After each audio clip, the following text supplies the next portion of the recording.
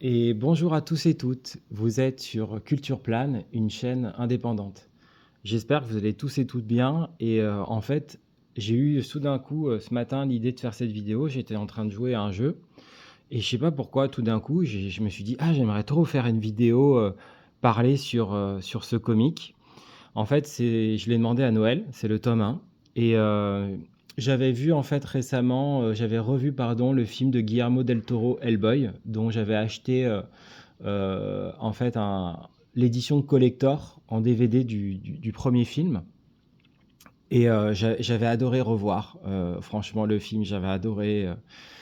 Et en fait à Noël, j'avais demandé à la fois le comic et aussi Hellboy 2 que j'avais déjà vu et que je voulais absolument en Blu-ray, que j'ai pas encore revu. Et j'ai vraiment adoré en fait recevoir ce tome 1 que j'ai vraiment trouvé en fait pour pas cher, vraiment pas cher. Et en fait, je trouve que l'objet est magnifique. Vraiment, l'objet est magnifique. Il est tout fin. Il est vraiment tout fin. Donc, édité par Delcourt. Et il n'y a rien à dire. C'est magnifique en fait. J'ai préparé une toute petite page que j'aimerais vous montrer. Vous allez voir. Parce que je veux pas spoiler ou quoi. Mais voilà, qui est magnifique en fait, quoi. Les couleurs, c'est c'est vraiment. Je vais voir si je peux vous montrer une autre page. Je veux pas spoiler. Voilà. Donc ça devrait aller. Que je regarde bien. Ouais, ça devrait aller.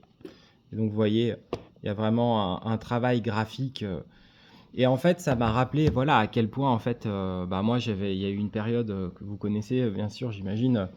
J'avais le comic Watchmen, donc d'ailleurs que Zack Snyder a adapté en film, si je dis pas de bêtises, que j'aimerais bien revoir aussi.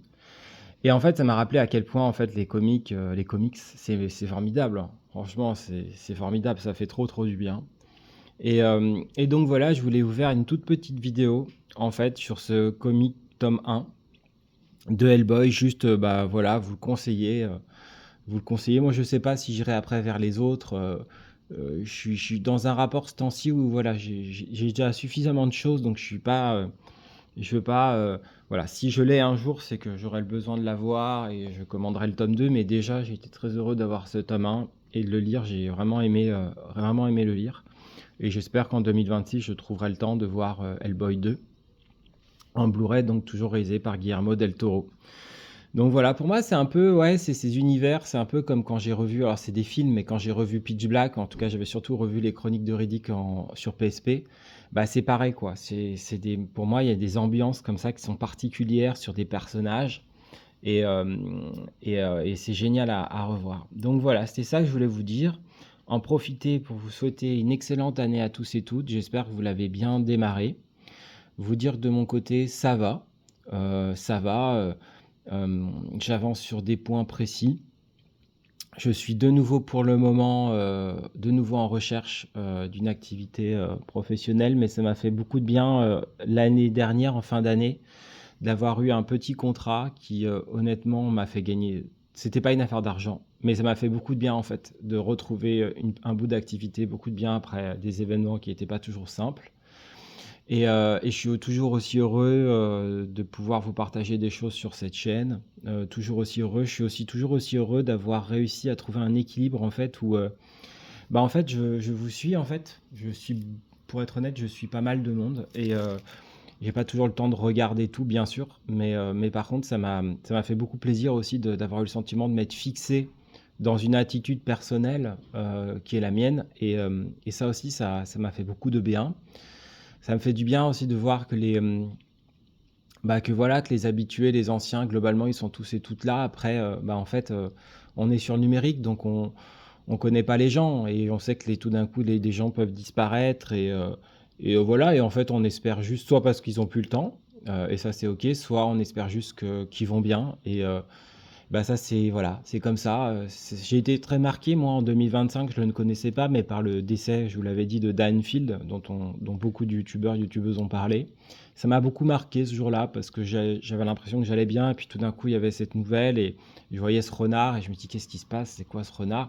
Puis j'ai compris ça et je me suis dit waouh, il est parti à mon âge, à 40 ans. Et voilà, et je me suis dit bien sûr, il y a tellement de personnes qui partent bien avant cet âge dans des circonstances parfois très difficiles, et donc il faut bien avoir conscience de ça, en fait, que même quand on arrive, par exemple, à 40 ans, même parfois quand on arrive à 30 ans, en fait, il y a voilà, il y a des drames de la vie qui font qu'il y a des personnes qui n'ont même pas la chance, en fait, d'aller jusqu'à ces âges-là. Et je parle pas des âges du dessus, mais voilà, donc c'est tout ça pour vous dire que voilà, beaucoup de bonheur d'avoir cette chaîne, que c'est une chaîne, comme je le dis, aussi, bah, je suis heureux en fait que cette page Tipeee elle existe parce que en fait, comme vous le voyez, elle est dans son rythme à elle, et donc heu et donc voilà, j'ai pas forcément envie de faire de live. C'est l'algorithme, c'est comme ça, avec ses bons et ses mauvais côtés, et donc ma chaîne est là, elle est jamais descendue aussi bas en heure de visionnage, et je pense que très clairement, elle fera jamais partie du programme partenaire. Je pense vraiment, et peut-être en fait que c'est pas entre guillemets «son destin», et que du coup je suis vraiment heureux en fait ou peut-être pas, mais vraiment là c'est tellement, tellement, tellement, tellement loin, et puis je prends tellement pas cette direction, qu'au fond je crois que, je suis plutôt heureux de me dire que voilà, d'essayer de créer une communauté, créer une communauté en tout cas que le projet il prenne cette direction, et que la page Tipeee soit là en fait pour, des personnes qui à un moment donné, ont une émotion pour ce projet et veulent soutenir le projet. Comme m'avait dit un jour un abonné, voilà, qui m'avait fait un don, il m'a dit: «Je te fais ce don, pas pour que tu fasses plus ou juste pour soutenir ton projet». Et je crois qu'en fait, oui, il avait raison. C'est la seule vraie manière, en fait, pour que ce projet existe, quoi. C'est même pour moi, c'est une façon d'être dans mon rythme à moi, dans une époque où on nous demande d'être tellement dans des rythmes. Et voilà, et je crois que c'est ma plus grande fierté, ça. Et en même temps, pour atteindre ce rythme, il a fallu bah, que je chemine, qu'il se passe tellement, tellement, tellement, tellement, tellement, tellement de choses. Je suis heureux aussi, je juge pas du tout, hein, mais je suis heureux personnellement que toutes les choses que je vous écrive bah, viennent vraiment de moi, que je me serve pas, je sais pas, d'outils modernes pour écrire. C'est-à-dire que voilà, quand il y a des fautes d'orthographe, ben, c'est mes fautes d'orthographe. Et, euh, et je juge pas du tout hein, toute personne qui fait autrement, mais juste je suis content que ça soit en fait derrière ce numérique, que ça soit vraiment bah voilà, un être humain qui fait ça, en l'occurrence moi. Et donc je suis heureux que cette page Tipeee elle existe, et que aussi ben ça c'est mon côté un peu je sais pas méticuleux, pas maniaque, mais que les choses soient bien faites, que voilà, que même si c'est peu d'argent, comme je vous dis souvent, j'ai eu la chance d'avoir ce donateur régulier pendant de nombreux mois, qui m'a aidé d'une somme quand même qui est importante, voilà, qui me permet en fait de payer un service justement en plus d'auto-entreprise pour bien faire mes déclarations. Ça il le sait pas forcément. Et donc du coup, ben, je suis content que tout soit fait dans les normes en fait, et même si c'est des micro-sommes, voilà. Sur l'année 2025, comme je vous disais, je crois qu'en fait, quand je faisais un peu un cumul après la commission Tipeee, tout ça, j'ai l'impression qu'on était comme sur 30 € net par mois, quelque chose comme ça, avec des dons divers, et puis des dons réguliers. Et puis j'ai l'impression que si on enlève la commission, si on enlève après l'URSSAF, je pense que ça doit être un truc comme ça, entre 20 et... Non, plus de 20, c'est sûr, mais 25 €, 30 € net, un truc comme ça. Et donc du coup, je dirais que dans la mesure où moi, le service que je paye pour m'aider sur l'administratif, il est un peu plus de 20 €, ben, c'est bête, mais en fait, voilà, c'est des vraies aides. Et parfois, ça m'est arrivé de me dire, ah bah tiens, là, le don de cette personne-là, bah, il te servira à t'acheter par exemple un jeu Mega Drive. Je dis ça souvent ces temps-ci parce que... Et en même temps, j'aime aussi l'idée de me dire, comme je vous disais, voilà, je crois que j'ai retrouvé mon rythme. Et, euh, et donc je sais que par exemple, comme je note tout, je peux très bien avoir un bout de somme et me dire, bah, cette somme-là, quand j'aurai fini ces jeux-là, je m'en servirai dans 2 3 mois pour un jeu précis. Donc voilà, j'ai de l'émotion en fait à tout ça. J'ai de l'émotion à vous lire aussi.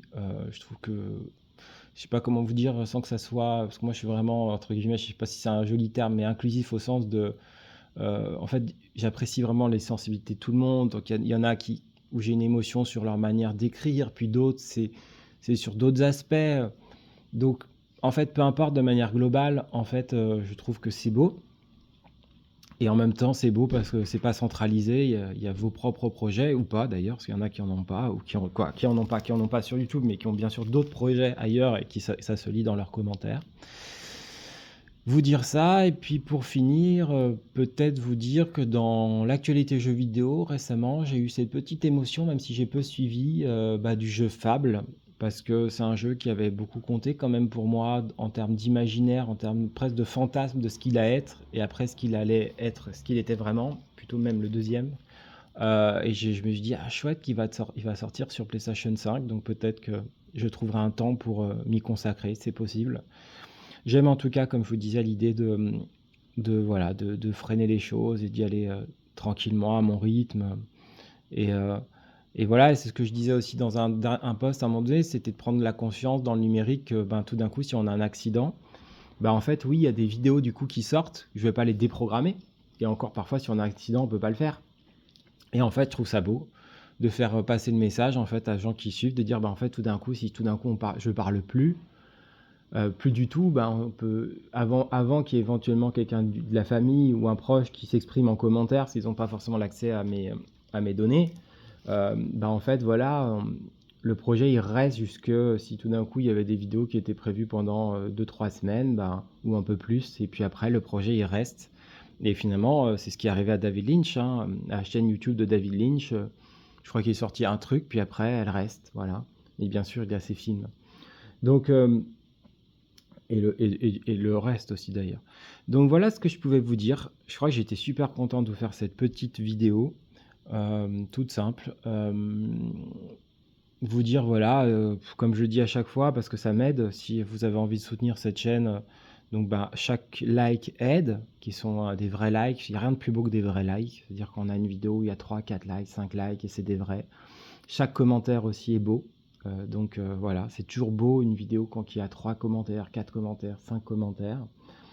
Pour les partages, c'est super, mais par contre, souvent, mais ça vous n'êtes pas obligé de le faire, mais souvent quand la chaîne n'est pas mentionnée par un arrobase, c'est vraiment si je vais sur votre chaîne et que je constate que vous avez fait le post, et en même temps, parfois, on peut aussi avoir envie de partager quelque chose sans que le youtubeur le sache, et c'est très beau aussi. Puis donc parfois, je peux découvrir plusieurs semaines après que vous avez partagé ça, et je vous remercie, ou parfois jamais, parce que des fois, comme je suis beaucoup de chaînes, un certain nombre, je découvre pas forcément s'il y a eu.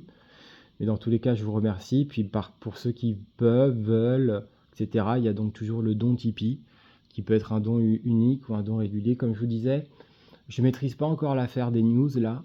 Mais en fait, par contre, je crois que j'aime cette idée parfois de pouvoir écrire. Bon, je ne maîtrise pas du tout cette affaire de combien je fais payer les articles. En fait, c'est plus des manières symboliques d'aider la chaîne. Mais peut-être qu'un jour, il n'est pas impossible qu'un jour dans l'année, j'écrive un vrai texte et que je vous le dise, et que je sais pas, un test de jeu comme à la bonne époque, et que voilà, que je rende ça vraiment et que ça vaille vraiment ces 5 euros ou ces 10 euros. Mais bon, pour le moment, c'est pas d'actualité, je le ferai si vraiment, voilà. Donc voilà ce que je pouvais vous dire. Je crois que c'est un peu tout ce que je peux vous dire dans cette vidéo. Il y aura sûrement d'autres vidéos à l'avenir. Dans les vidéos parlées, je sais pas quand ça sera. Mais en tout cas, je vous souhaite vraiment un très très beau début d'année. Prenez soin de vous, profitez de la vie. Si vous rencontrez des difficultés, des obstacles, j'espère que vous arriverez à les surmonter, à la fois avec courage, et parfois dans certains cas, il faut aussi de la persévérance, de la patience. Faites ce qui vous fait du bien, c'est ce qui est à mon sens l'un des meilleurs conseils qu'on peut se donner. Et puis parfois, quand malgré tous ces efforts, on perçoit qu'il reste des difficultés, parfois faites-vous aider. Je pense que ça peut être aussi une bonne aide de pouvoir avoir ça à l'esprit en 2026. Il y a plein de types d'aides différents, bien sûr. Chacun fait ses chemins. Mais il y a des choses parfois qu'on n'arrive pas toujours à fixer seul, ou à régler seul, ou à comprendre seul, et que parfois, voilà, la question de l'autre, d'une manière générale, est une question profonde, quoi. En tout cas, dans mon cas à moi, même si c'est très constellé et ça a été pris au milieu de tellement, tellement de choses, vous avez fait partie de ma constellation, chacun à votre manière. J'aime l'idée d'ailleurs de dire chacun de manière non centralisée, même si on peut avoir plus ou moins ses affects. Et je trouve que c'est ça qui est beau. C'est un peu ça aussi dont parlait Michel Serres, hein, quand il parlait de choses nouvelles de cette époque et voilà, qui appartiennent à notre époque et qui sont belles en fait, et qui sont aussi nouvelles, même s'il y a des fois des choses qui nous manquent ou qui créent des émotions. On a pu tous et toutes, pour les plus âgés, avoir une émotion de la disparition de Game One, de l'arrêt de Game One. Et en même temps, j'ai eu une émotion de voir que Julien Telouc, bah voilà, il continuait, et que la façon dont il semblait continuer, même si je n'ai pas regardé ses émissions, je trouvais qu'elle avait une certaine beauté.